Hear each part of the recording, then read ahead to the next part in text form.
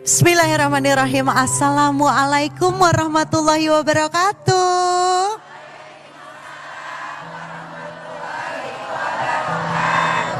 Bunda, senang banget. Alhamdulillah kita ketemu lagi di mana? Kajian hati. Tenangkan hatimu. Selamat datang, kita ketemu lagi dalam keadaan yang sehat. Alhamdulillah di Masjid Agung Bogor. Dan hari ini seperti biasa kita mau menyerap ilmu lagi dari Ustadz kita, Ahilman Fauzi. Assalamualaikum Aa. Waalaikumsalam warahmatullahi wabarakatuh Teh. Baik, hari ini kita punya tema yang Masya Allah bagus sekali. Agak berat nih Aa ya temanya. Temanya adalah wahai jiwa yang tenang, bersiaplah kembali untuk pulang. Ini agak-agak deg-degsar karena pasti kita akan membahas agak sedikit nyenggol-nyenggol masalah kematian ya A. Mau gak mau, suka gak suka kita akan menghadapi kematian. Karena kematian itu pasti. Mangga silakan AA. Bismillahirrahmanirrahim. Assalamualaikum warahmatullahi wabarakatuh.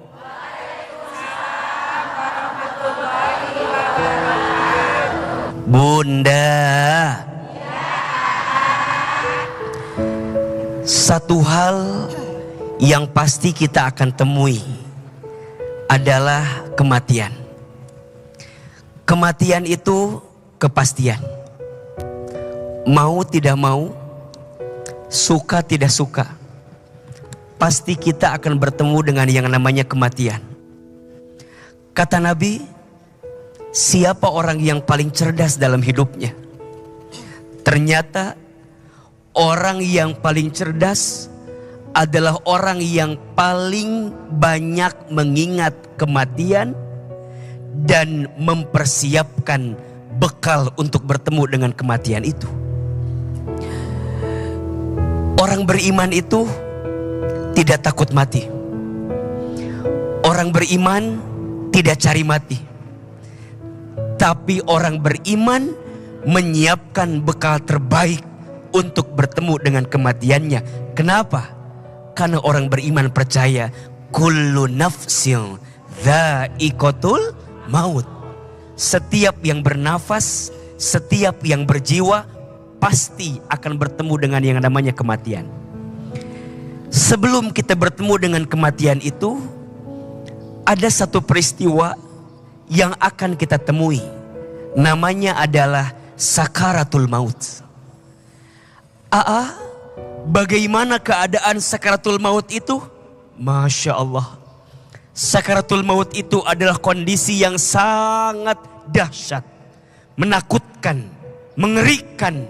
Bahkan disebutkan sakitnya sakaratul maut itu melebihi sakit apapun yang pernah datang dalam kehidupan kita. Kalla idza balagatit taraqi. Jangan apabila seseorang nyawanya sudah sampai kerongkongan. Wakila man raq. Siapa yang bisa menolongnya? Siapa yang bisa menyembuhkannya? Tidak ada yang bisa menyembuhkan, menolongnya kecuali siapa? Allah. Nabi mengabarkan kepada kita, seseorang akan diwafatkan dalam hidupnya sesuai dengan kebiasaannya saat hidup di dunia. Ada orang yang sakaratul mautnya berat, ada.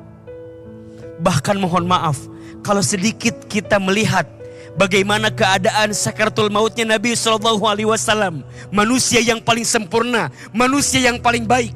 Pertanyaannya, apakah Nabi merasakan sakit ketika sakaratul maut? Sakit. Itu manusia yang paling soleh, itu manusia yang paling baik. Ketika datang sakaratul maut, beliau merasakan sakit, sakit, sakit. Apa yang terucap di lisannya? Ya Allah, cukup aku yang merasakan sakit ini.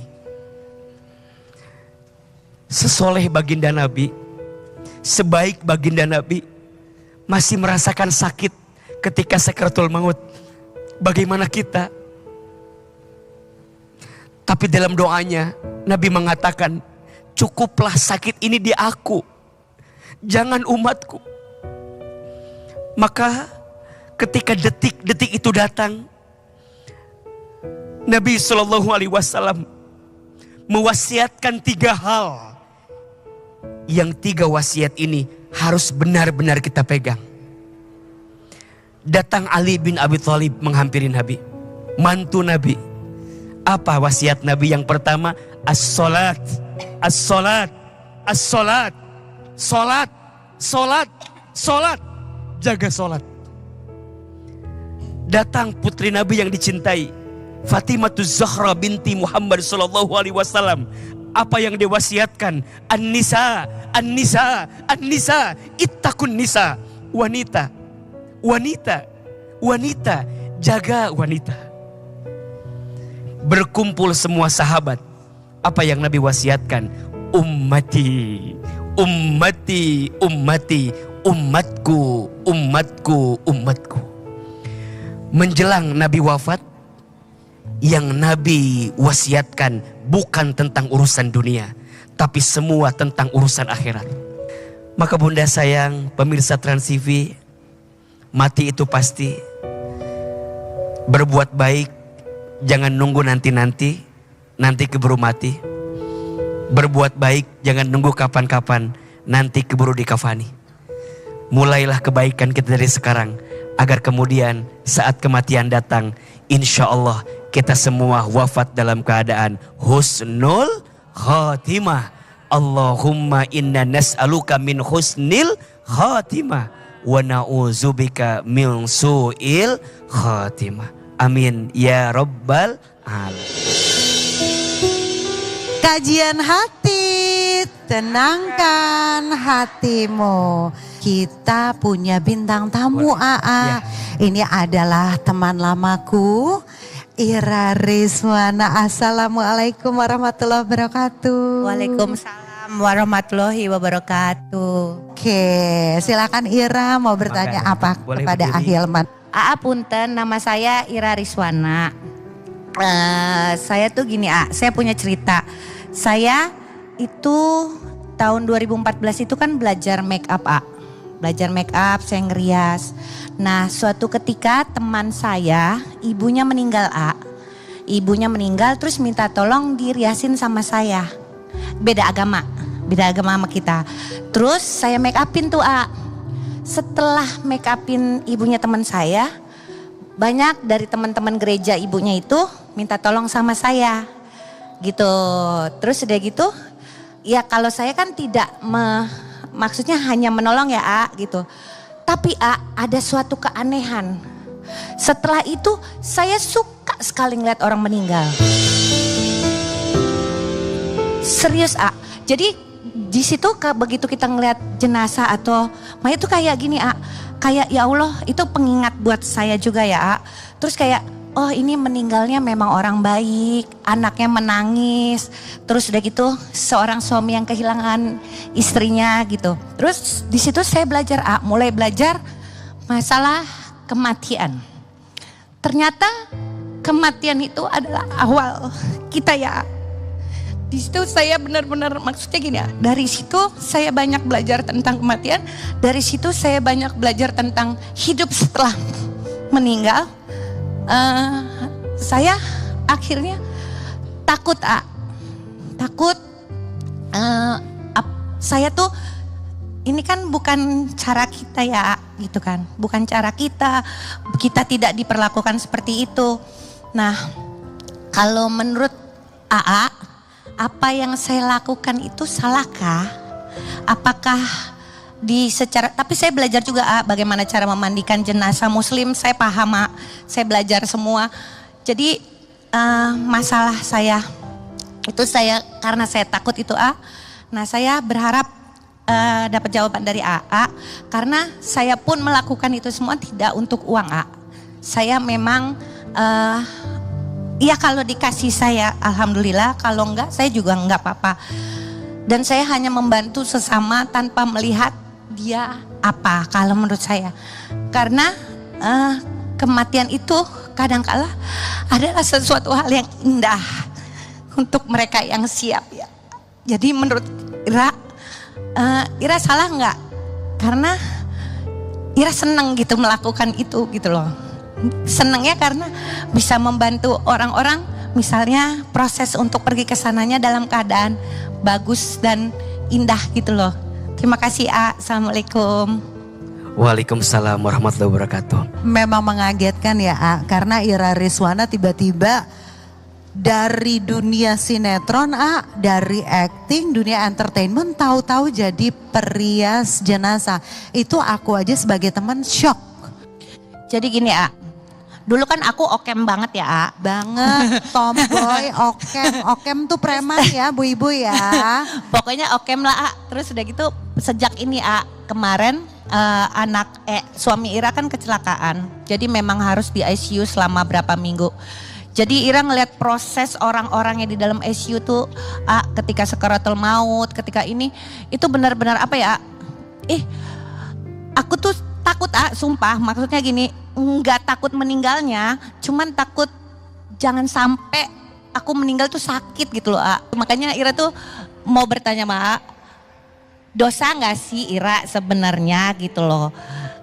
Takut juga sih gitu. Baik Bunda. Beliau perias MUA. Biasanya kan yang mau di make up tuh yang mau nikah, yang mau hajatan. Ternyata ada, memang mohon izin ya, mungkin memang ada di keyakinan yang lain atau kepercayaan yang lain yang ketika meninggal tuh dalam keadaan harus dirias. Pada bab itu kita hargai, pada bab itu kita hormati, karena mungkin itu sesuai dengan kepercayaan dan keyakinan yang beliau pahami. Tapi kalau bicara secara Islam, di dalam Islam kalau ada orang yang meninggal, maka ada 4 kewajiban yang harus kita penuhi. 1, memandikannya. 2, mengkafaninya. 3, menyolatkannya. 4, menguburkannya. 1, memandikan. Dan ketika memandikan ini ada tahapannya, ada prosesnya. Termasuk salah satunya memandikan itu untuk membersihkan semua kotoran yang ada dalam dirinya. Maka beruntunglah di antara kita yang mungkin pernah mendapatkan satu fase memandikan seseorang yang wafat. Karena kita bisa melihat seperti apa keadaan akhir dari orang yang dimandikan jenazahnya menjelang wafatnya itu. Yang kedua, mengkafani. Ini hikmah. Kain kafan itu warnanya putih, tidak ada sakunya, tidak berjahit. Ini menunjukkan bahwa kita akan kembali kepada Allah dengan tidak membawa apa-apa. Hanya amal yang akan kita bawa. Kata Nabi SAW, apabila manusia meninggal, yang akan ikut bersamanya 3 hal. 2, balik lagi. 1, ikut bersamanya. Keluarganya, hartanya, balik lagi. Amalnya ikut ke dalam. Warna putih dari kain kafan kita menunjukkan tentang bening dan bersihnya kita saat kembali kepada Allah. Yang ketiga, menyolatkannya. Menyolatkan jenazah itu hukumnya fardu kifayah. Kewajiban yang kemudian kita harus lakukan, yang akan berakhir kewajiban itu jika sudah ada yang melaksanakannya. Tapi kalau kita ada kesempatan untuk menyolatkan jenazah, ikut. Kenapa? Karena pahalanya luar biasa. Bahkan disebutkan pahalanya seperti kita mendapatkan 1 gunung Uhud yang begitu besar ketika kita menyolatkan jenazah. Apalagi, izin ya Bunda, pemirsa Trans TV, mungkin kalau kita sholat di Masjidil Haram, sholat di Masjid Nabawi, biasanya setelah sholat yang wajib, biasanya langsung berdiri lagi, itu untuk menyolatkan jenazah. Maka izin yang sedang berumroh, yang sedang berhaji, yang sedang di tanah suci, yang sedang berada di Masjidil Haram, Masjid Nabawi, Kalau bisa bangkit ikut sholat jenazah, karena pahalanya mendapatkan pahala seperti gunung Uhud yang begitu besar. Dan yang ketiga, menguburkannya. Jadi mohon maaf Teh Ira, kalau merujuk kepada keterangan tadi memang tidak ada syariatnya dalam agama kita. Akan tetapi kalau kita mengambil hikmah tentu luar biasa. Teh Ira dengan pekerjaan yang diambilnya bisa mengingatkan beliau tentang kematian. Dan mengingat kematian itu sesuatu yang sangat luar biasa. Dan kalau bicara tentang kematian, semua pasti akan melewatinya. Tinggal sekarang pertanyaannya, apakah kita berani untuk meninggalkannya atau tidak? Karena kalau berdasarkan dengan agama kita tentu tidak sesuai. Tapi jika kemudian mungkin Teh Ira melihat bahwa ini kan kebaikan, ada saudara kita yang mungkin membutuhkan. Kalau kita merujuk pada satu ayat misalnya, wa ta'awanu 'alal birri wat taqwa wa la ta'awanu 'alal itsmi wal udwan. Salinglah tolong menolong dalam kebaikan dan ketakwaan, dan jangan saling tolong menolong dalam dosa dan keburukan. Jika merujuk kepada keterangan tersebut, sebaiknya jika ada pilihan lain mungkin bisa ditinggalkan. Apalagi mungkin juga suami juga kurang ridho, mungkin. Apalagi juga mungkin orang terdekat juga kurang sepakat. Mudah-mudahan ada pilihan lain. Ada banyak cara untuk mengingat kematian. Betul? Ada banyak pilihan untuk kita bisa mendekatkan diri kita dengan Allah dalam ingat kematian itu. Dan insya Allah pilihan yang kita ambil akan jadi pilihan yang terbaik jika sesuai dengan aturan Allah Subhanahu wa Ta'ala. Gimana ya caranya agar sakaratul maut kita ringan? Ada beberapa amalan-amalan yang bisa kita hadirkan agar sakaratul maut kita ringan. Yang pertama, perbanyak sedekah. Ternyata sedekah itu meringankan sakaratul maut. Sedekah itu melapangkan alam kubur. Bahkan banyak orang yang sudah mati ingin dihidupkan kembali. Apa permintaannya? Fa'asaddaqa wa akun minas solihin. Ya Allah, hidupkan aku walaupun sebentar saja. Niscaya aku akan jadi orang yang ahli sedekah dan jadi orang yang soleh. Yang kedua, jangan pernah lupa baca Al-Quran.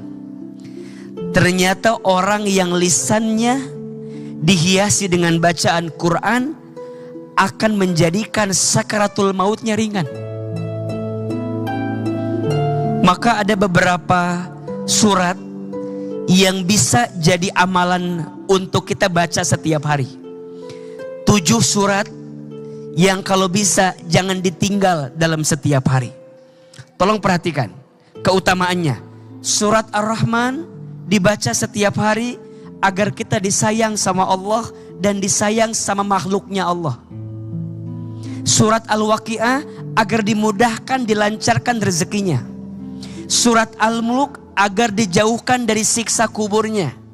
Surat Ad-Duha Al-Insyirah agar ditunjukkan jalan keluar dari setiap kesulitannya. Surat Al-Jin agar dijauhkan dari godaan jin.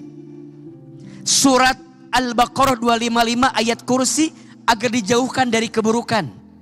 Al-Baqarah 2 ayat terakhir agar doa lebih cepat dikabulkan. Dan surat Al-Ikhlas, Al-Falaq, An-Nas agar dijauhkan dari segala penyakit. Masya Allah. Di antara 7 surat itu, salah satunya ada surat yang bisa meringankan sakaratul maut, bahkan melapangkan kubur. Surat Al-Mulk dibaca setiap malam sebelum tidur. Dan yang ketiga, amalannya adalah rajin menolong orang lain. Ternyata orang yang sering menolong orang lain itu akan diringankan sakaratul mautnya. Semakin sering kita menolong orang, semakin sering kita membantu orang, insya Allah akan ringan sakaratul mautnya. Bahkan kita bisa menemukan ya, ada orang yang wafat dalam keadaan kayak mau bilang dulu, Wudhu dulu. Ada yang begitu? Wudhu dulu, bilang dulu mau tidur, tiba-tiba tidur sampai kemudian wafatnya. Ada yang ringan luar biasa. Boleh jadi salah satunya karena dia mengamalkan 3 amalan tadi. Insya Allah kita wafat dalam keadaan terbaik, di waktu yang terbaik, di tempat yang terbaik, dengan cara yang terbaik. Amin ya Rabbal Alamin. Berat sih, cuman kan suamiku juga kerja ya, maksudnya di dalam proses itu kan aku bahasanya ya pada akhirnya sih bohong sih ya gitu loh. Bohong itu sebenarnya yang bikin berat, bukan pekerjaannya yang berat, tapi kebohongan itu yang bikin berat gitu. Gini loh, kadang-kadang melihat proses seseorang ketika ditinggalkan itu ternyata ada hal-hal indah yang bisa didapat dari situ, dan juga tahu tulusnya seseorang gitu ketika kita memang sudah nggak ada gitu.